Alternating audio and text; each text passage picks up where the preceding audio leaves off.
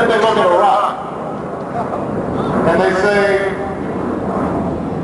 how is it that we're seeing our young men and women coming back if they do come back? In the position they were in, I do a town hall meeting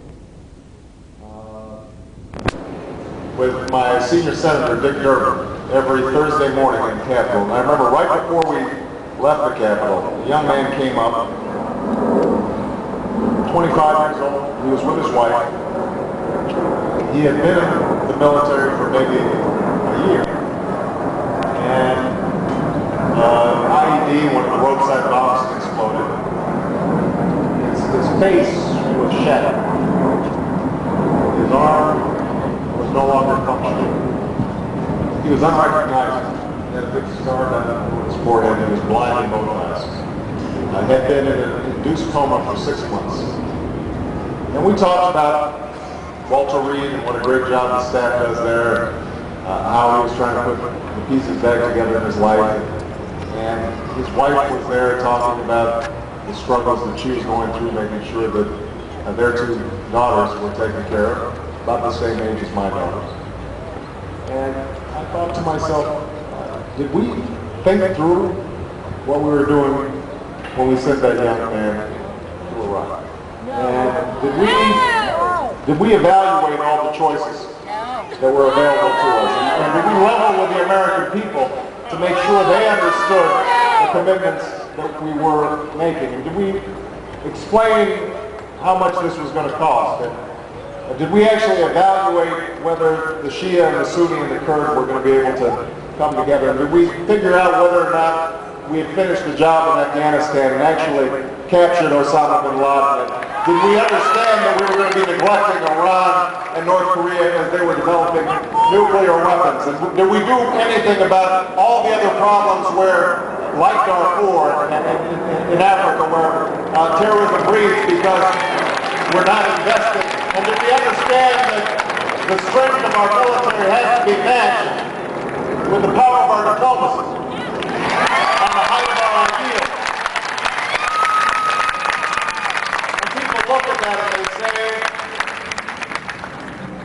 we can do better than that as a nation. That's not who we are as a people. And so there's a soberness among the American people right now. They are paying attention in a way that they haven't paid attention for quite some time. And that's the reason that all across the country the negative ads aren't working. We're going through the same playbook this campaign as we've gone through in the last several cycles. You know, last cycle was gay marriage, this cycle is immigration, but it's the same strategy. We're gonna cultivate fear, and we're gonna try to divide, so that they're showing advertisements of Osama bin Laden as if we've been in charge for the last 5 years and we're the ones who haven't captured him. We were the ones who held the press conference saying capturing it really didn't matter, I don't really care about it. And then they're juxtaposing it with immigrants coming, illegal immigrants coming over the borders as if somehow those are equivalents. And we've seen this before. And yet this time it's not working. It's falling flat. And the reason is this. The reason is this, it's because at their core, the American people are decent people. They get confused sometimes. Sometimes they're vulnerable to these appeals to their fears. Mainly they're just bigoted, they're tired, they're not paying attention, so they don't really keep up with what's going on. And if they see enough messages sent on the television day in, saying that they should be afraid, no response.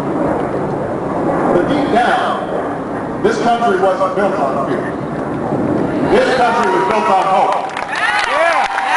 This country was a belief in limitless possibility. This country was based on a belief in dreaming big dreams. This country was based on the idea that every child can get a shot at life, that everybody who wants a job should be able to find a job that pays a living wage, and nobody should be bankrupt when they get sick, that every child should get a decent education even if they're not rich, to be able to go to college, that every senior citizen should be treated with dignity and with respect, and we should have a foreign policy that projects the best of our ideals That's what this country was built on. And that's what the Democratic Party was built on. And that's what Jim Peterson is running his election on. And because of that, I guarantee you, if we do our work, if we don't let up, if we knock on doors and make phone calls and talk to our friends and neighbors and make sure we go to the polls, then come November 8th, we will have a new House and we will have a new Senate and we will have a new